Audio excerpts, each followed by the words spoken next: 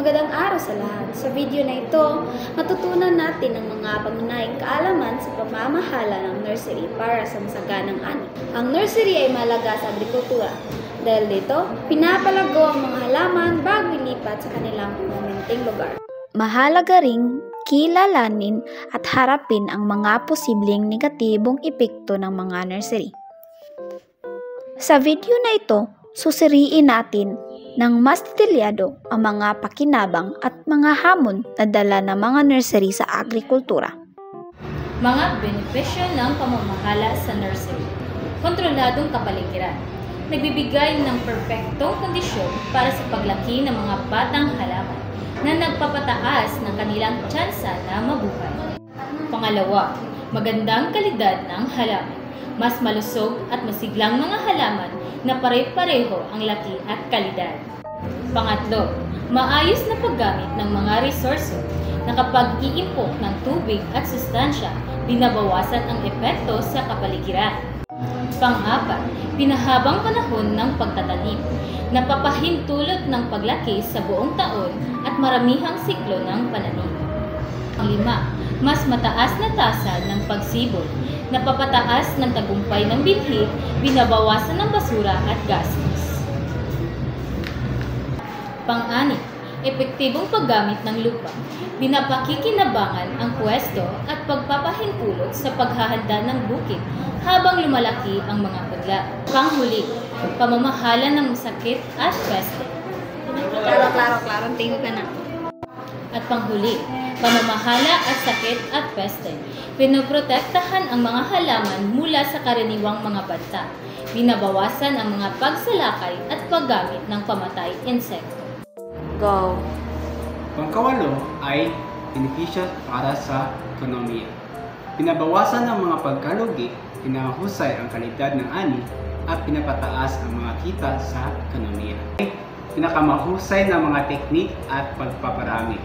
Sinusuportahan ang mga advanced na paraan ng pagpaparami para sa mga kanais-nais na katangian. Ang pangsampo ay suporta para sa pananaliksik at pag-unlad. Nagbibigay ng isang kontroladong setting para sa pananaliksik at pagbabago ng agrikultura. Ngunit may mga hamon din. Malaki ang gastos sa pagpapatayo at pagpapanatili ng nursery. Kailangan ng maraming manggagawa at masinsinang paggawa. Maaaring mangailangan ng malaking espasyo. Ang mga peste at sakit ay mas mabilis na kumakalat sa mataong lugar. Kailangan din ng maayos na pamamahala ng tubig. May mga panganib din katulad ng pabiglang paglipat ng isang halaman. Ang pagpaparami ng klonal ay maaaring magresulta sa limitadong pagkakaiba-iba ng genetiko.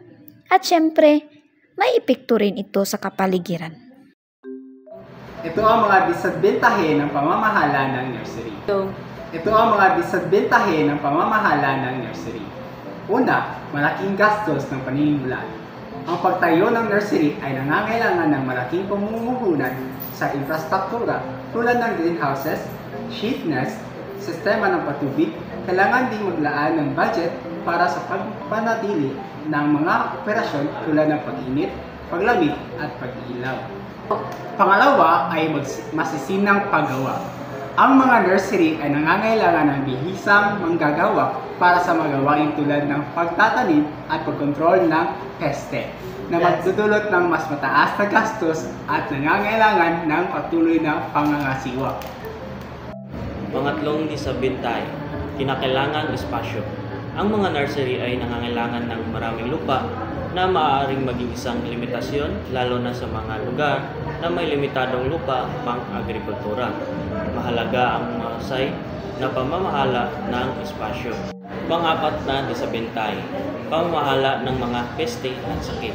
Ang mataas na density ng halaman sa mga nursery ay nagpapataas na panganib ng mabilis na pagkalat ng peste at sakit na nangangailangan ng mahal at maingat na pamamahala at maaaring magdulot ng pinsala sa pananim at panganib sa kalusugan. Panglimang disadvantage, pamamahala ng tubig. Ang mga nursery ay nangangailangan ng maraming tubig na maaaring maging isang hamon lalo na sa mga tuyong lugar. Mahalaga ang pagbabantay sa kalidad ng tubig upang maiwasan ang kontaminasyon. Pang-anim di sa bintay, pagkabigla sa pagtatanim ulit. Ang mga halaman na pinalaki sa nursery ay maaaring magkaroon ng pagkabigla kapag ito ay inilipat sa bukid o sa kanilang permanenteng lugar dahil sa pagbabago ng mga kondisyon ng kapaligiran na maaaring magresulta sa pagbagal o paglaki o pagkamatay ng halaman. Pang-pitong di sa bintay, limitadong pagkakaiba-iba ng genetiko. Ang clonal propagation na ginagamit sa maraming nursery para sa pare-parehong mga halaman ay maaaring magresulta sa limitadong pagkakaiba-iba ng genetiko na ginagawang mas madaling kapitan ang mga halaman sa mga sakit at peste. Pangulong di sa bintay, epekto sa kapaligiran. Ang mga abono at pestisidyo na ginagamit sa mga nursery ay maaaring magdulot ng polusyon sa tubig at lupa, habang ang mga plastik na kaldero at iba pang basura ay nangangailangan ng maingat na pamamahala upang mabawasan ang pinsala sa kapaligiran. Sa maayos na pamamahala, ang mga nursery ay isang mahalagang bahagi ng matagumpay na agrikultura. Tandaan ang mga benepisyo at hamon, gamitin ang mga pinakamahusay na kasanayan para sa masaganang ani.